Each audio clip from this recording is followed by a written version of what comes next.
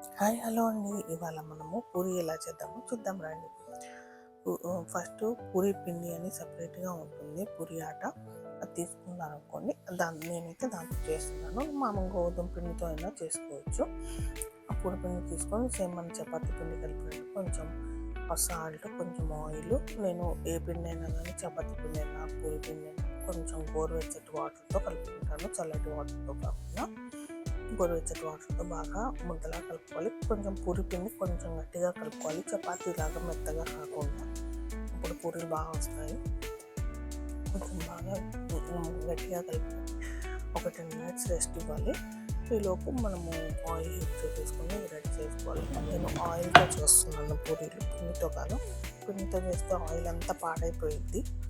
ఇంకా మనం వీటికి ఆయిల్ పూసేసుకొని ఇంకా మనం పూరీలాగా చేసేసుకొని పూరీలు కాల్ చేసుకొని ఇంకా తీసేసుకొని నాన్ వెజ్ కర్రీస్లో అయినా వెజ్ కర్రీస్లో అయినా చాలా టేస్టీగా చాలా బాగుంటాయి. ఒకసారి ట్రై చేయండి.